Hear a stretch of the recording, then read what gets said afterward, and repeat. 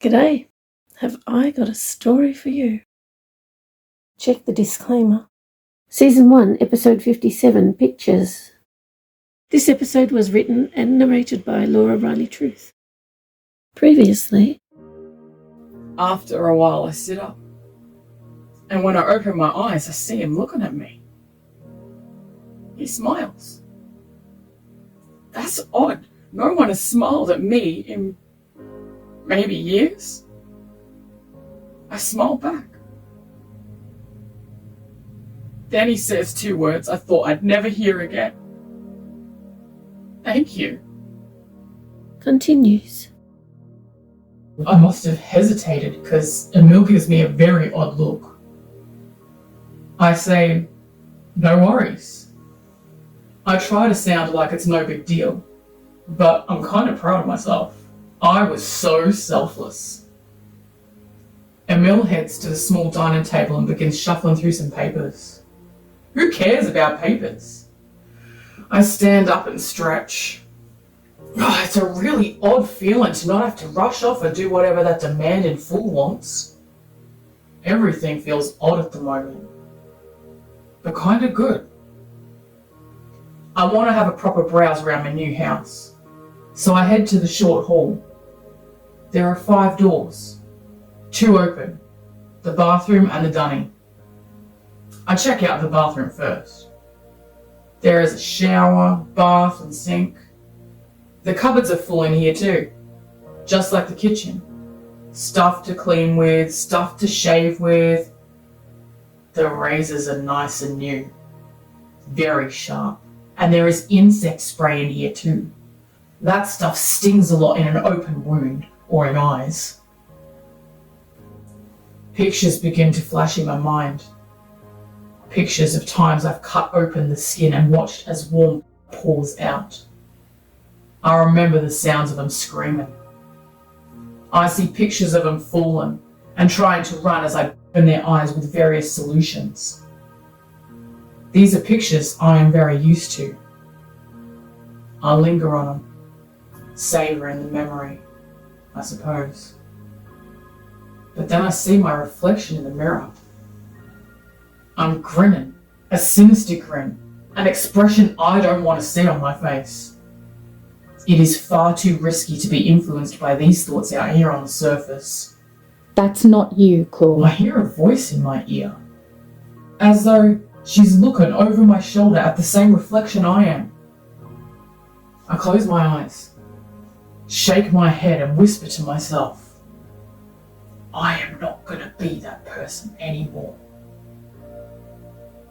I hear her again. Good choice. I smile and think, it was rather, wasn't it? Emil calls to me. You should see these, Claude. I huff and turn back towards the kitchen, rolling my eyes. I'd much rather keep looking around, but I guess I'll humour him. What's got you riled? I ask. Emil gives me a confused expression. I'm not riled, he says. It's just that these documents, they're relevant to both of us. I have a gander at the papers. Looks like contracts for this house and land. They are all in Emil's name. Everything. That's ridiculous. I'm older. I should be the one in charge. He could sell the whole lot and leave me in the lurch with nowhere to go. Why do you get everything and I get nothing? I ask. You know why. I hear. Emil starts explaining. You don't get nothing. Here are your documents. I grab the stack of sealed envelopes with my name printed on the front and tear open the top one. Looks like I have some money to my name. I should hope so after all those years. I tear open another and find information on a car, registered to me with a key. Where's the rest? I ask, grabbing for the other envelopes in Emil's hand. Emil pulls them away from me and says, Those are mine. I look at my account papers again and huff. This ain't gonna last me too long. Maybe it'll get more put into it. Nope. Emil holds up the newspaper and says, We will eventually need to find something to do. Some kind of work. Looks like there's plenty of... Can't I just enjoy the moment for a bit? I say, rolling my eyes. Looks like she's got us all set up here for a while. I can think about that later. I wave my hand dismissively and turn to go back to my exploring, but I hear her again. You might be better off with something to keep your mind busy. I turn back to Emil. What you thinking? Emil has a lot of suggestions for work in the area. Looks like there are quite a few jobs, but none are for scientists or anything I would want. Stupid little people jobs, mining, construction, waste removal, cleaning and serving. No thanks. I shake my head. No way, I say. Emil shows me the office and real estate jobs and says, Look, just something to keep in mind for later. I roll my eyes. Yeah, sure. I turn back to the hall while Emil is still going on about something. I don't know why he's wasting his time on this now. Just relax and enjoy for a bit. As though she can sense my curiosity, I hear her. On your left, Claude. I open that door. The room is bigger than I expected, a big double bed and a large cupboard. I shout to Emil, Hey, have you seen the bedrooms? I open my cupboard. It's full of clothes, shoes. I pull out a few items. Everything is my exact size, and I really, really like them. Everything looks like something I would have chosen for myself. This is more stuff than I've ever owned. Sitting on the edge of my bed in a bit of shock, I guess, I fall back and lay, looking at the ceiling. I thought I was going to die in that place. No one would have known, or even cared. In fact, I bet some people would have been happy. I wonder if Emil would have been one of the happy ones. I did a lot of horrible things to him, nearly got him. I close my eyes and shake my head. I say quietly to myself, I'm not going to be like that anymore. I'm glad. I hear her say.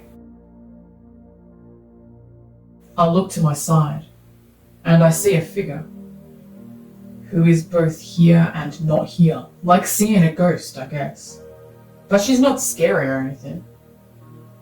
I wonder if she is something that they programmed into my mind, punishment for all the things I've done. Or is she my conscience, my guardian angel? Whatever she is, I know I am the only one who sees and hears her. I pull myself up and go to the door of Emil's room, where he's looking through his clothes. Hey, I say. I just wanted to, say sorry for all the stuff I did. I'm not going to be like that anymore. Emil is staring at me. He looks surprised and skeptical, but eventually his face softens. Thanks, Claude, he says. I think we are both going to be quite different from now on. I nod my head and turn back to my room. The girl is right. I need to find something to keep my mind busy.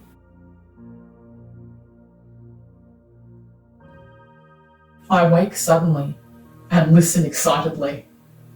Finally, after living here so many weeks, it's a storm. I quickly get up, grab my coat and run to Emil in the hall. We both grin at each other as we hurry to get outside. The ground is muddy and the rain is cold, but I don't care. I stand with my face turned up to the rain, letting it drench me. It feels so wonderful. I hear Emil laughing, and I can't help but do the same. I'm suddenly aware of our neighbour watching from his front window, and I give him a wave. I'll have to explain that we came from somewhere with no rain. Tomorrow. For now, nothing will interrupt this moment. I stretch out my arms and splash in the puddles like a kid. I haven't done that in years. I hear her. She's laughing. I love the rain. Me too.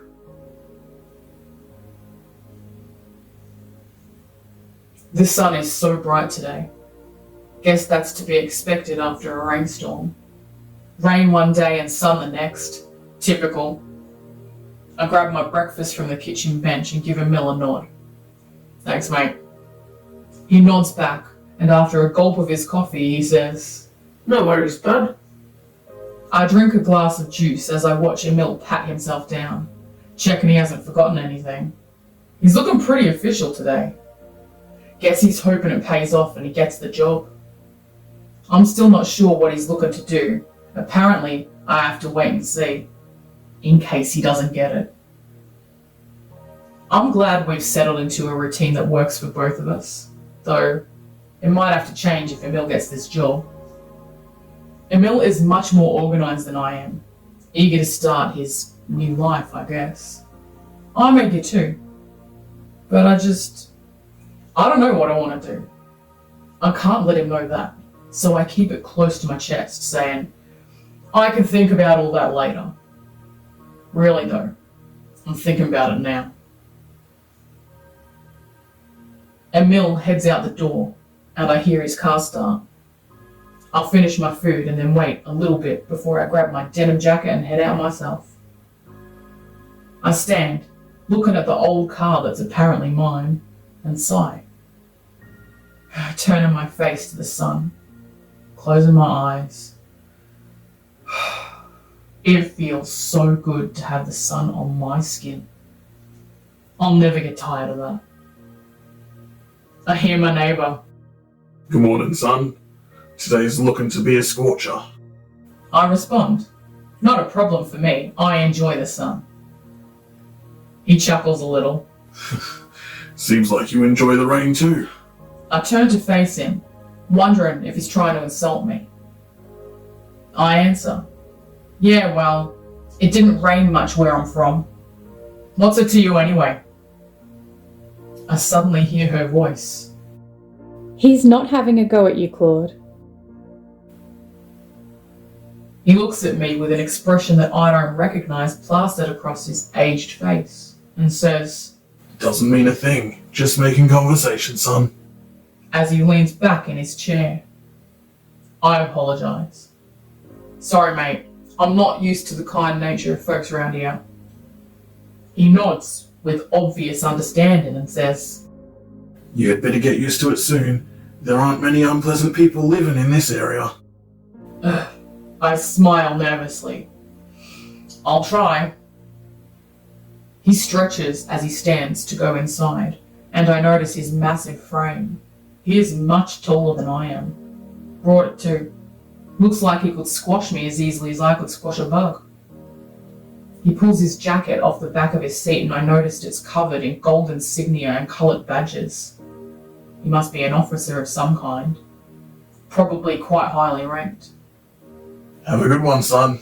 He says, as he opens his door and turns to face me. Try not to jump down any more throats, alright? Good advice. I hear her say. I gulp and say, I'll do my best, as he heads inside. I release a breath I didn't know I was holding and turn to my car again. I decide to take a walk instead, try and work out what I'm going to do.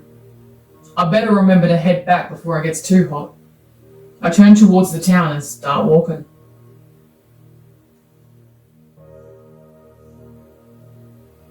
I wake, sitting bolt upright, my eyes wide. Emil is standing in my doorway. You alright, buddy? He asks. I give him a nod, trying to look calm. But really, I'm catching my breath. I feel like I've been running for ages. I slide to sit on the side of my bed with my back facing him. I give a dismissive wave, and with the most calm voice I can muster, I say, I'm alright, mate. He pulls my door closed and I hear him walk back to his room. I close my eyes, shaking my head, trying to clear the pictures out of my mind. Pictures of me hurting people, callously, without remorse. I don't want to remember. I'm not going to be like that anymore. The days here seem so long, time passes slowly. So little happens. It's been peaceful and relaxing. But I will admit, I'm starting to get antsy. It's been months. I need something to do. I stand and begin pacing up and down my room. I need to find a job, I say out loud. Good idea. Something to focus on. I hear her respond. Something I can really sink my teeth into. Something that will keep your mind busy. She says as she paces my room with me. As I'm thinking about this town and all the places I could work, I recall the interactions I've had with people since living here. My head drops and I look at the floor. All the pictures I've had come to my mind. I come to the conclusion. Maybe something that doesn't have much to do with people. I think the newspaper is still on the kitchen table from this morning. She sounds excited. I give her a wink. Let's have a gander, shall we?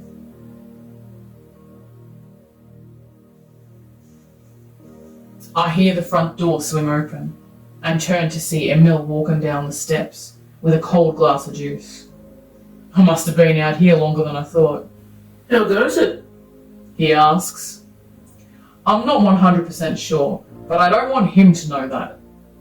I turn to him and shrug. Slow going, I reply as I take the drink he's offering. At least it's keeping me busy. I gulp down my juice as I look my new car up and down. It's pretty flashy, but needs a bit of fixing. Thanks, mate, I say as I lift my glass to him. Emil nods. No worries. He replies with a smile before heading inside to grab his things. He seems really happy with his job. He's still got quite a few months of training to do. If you had told me a couple of months ago that this is what he'd be doing, I would have laughed. But he's really doing it. He started working out every morning before work to make sure he's fit enough. Makes me wonder if maybe I should have chosen a different job. Breakfast is on the table, He says as he heads to his car. Thanks, I say, giving him a nod. I really was out here longer than I thought. As soon as he leaves for work, I race inside to my room.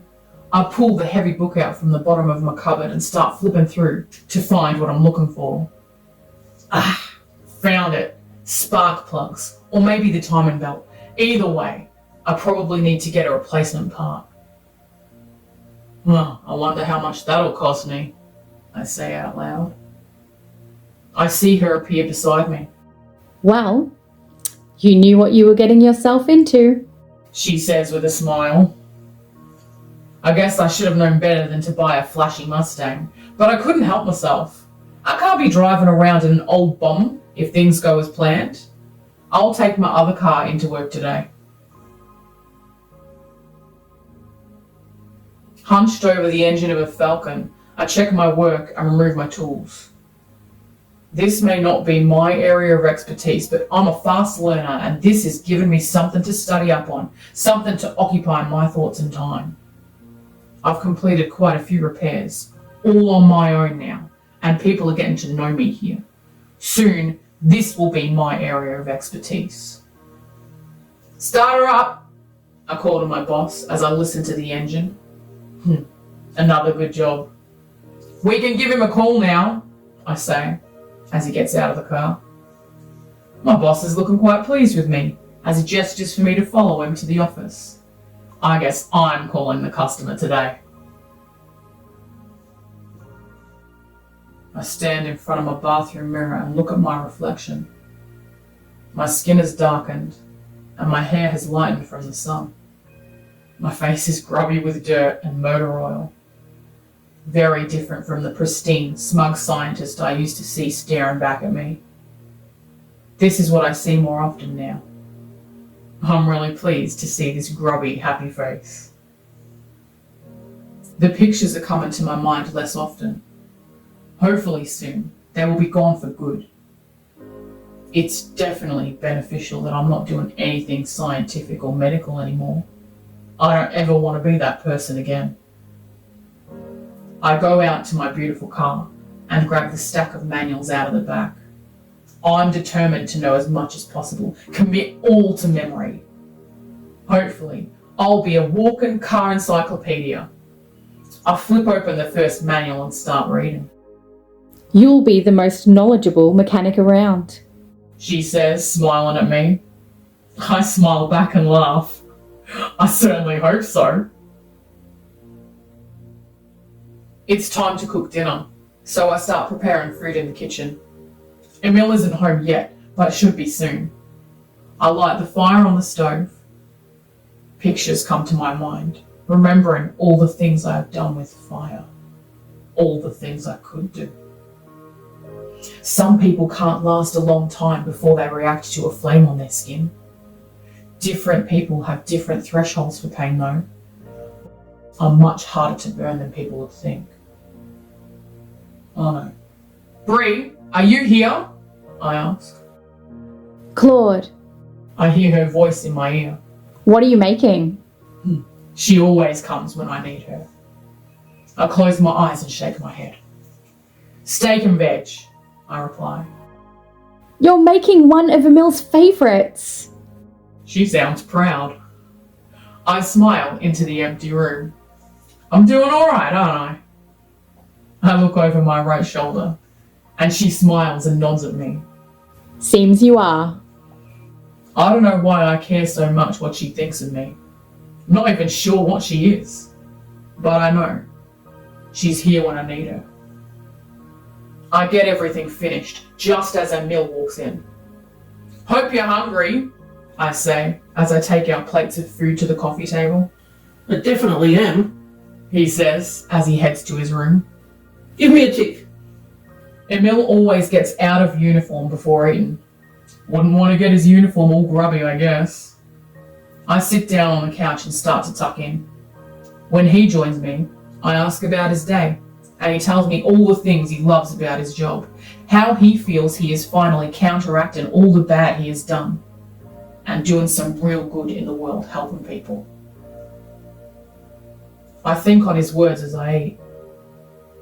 I don't feel like I'm doing good, or helping people. I guess I'm doing what I think is safe for me to do, and I'm working so hard at it because I want to be the best. I have to know everything, have to have all the answers. It's an old habit. I don't know if it's a good or bad one.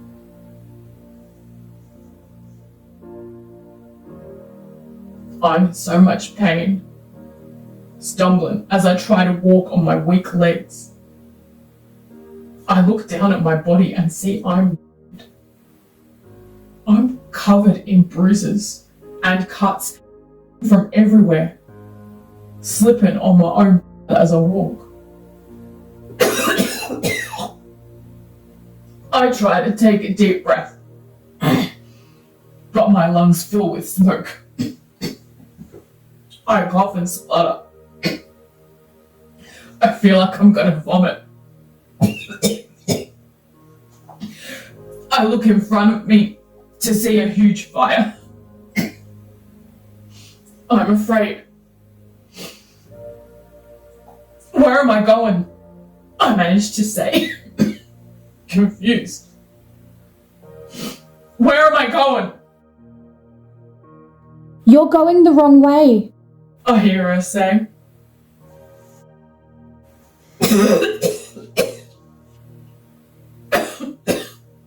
I try to turn, but a sharp pain stabs into my back like a spear and pushes me closer to the fire.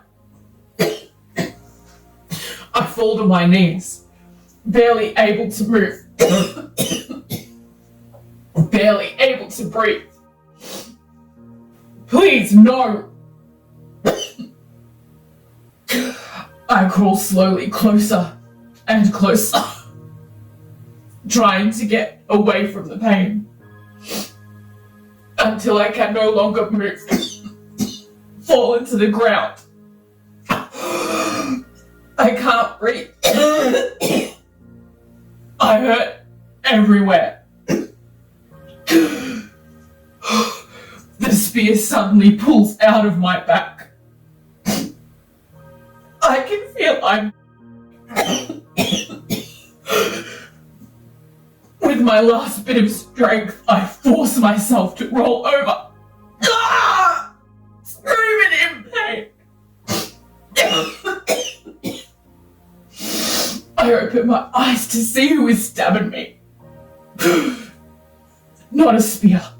A bayonet attached to a rifle is pointing right at me.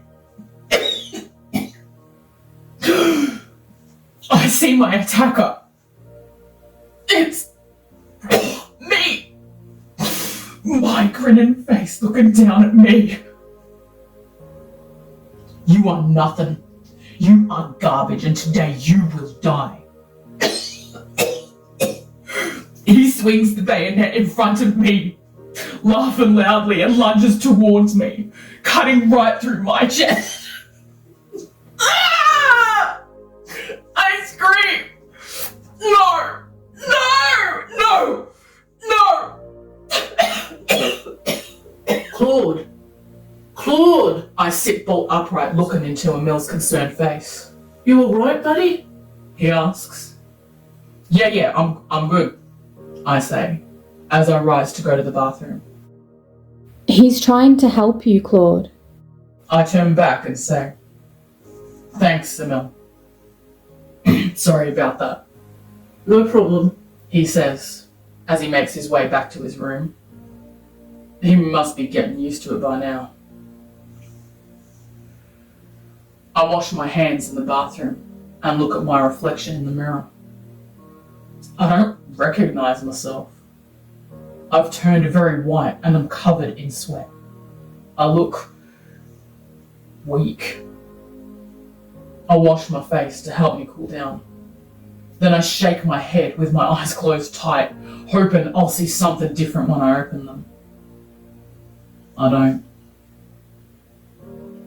I take in a deep breath and feel my body relax as I exhale. I look out the window. It's black outside, but the stars are a sight to see. I'll never get tired of those. I begrudgingly walk back to my room.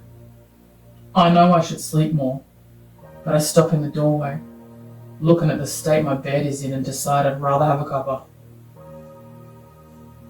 I boil the kettle and wonder how it would feel to... What happens to skin as a body is slowly getting hotter and hotter? How long would it take until they scream? Oh, my thoughts are interrupted. You know I'm trying to help you too, Claude. Yeah, I know, I say, despondent. I don't deserve any help. She says, Everyone deserves help, Claude. Everyone.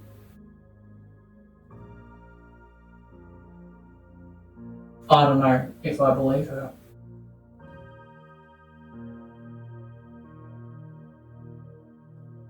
Thank you so much for joining us for a cuppa.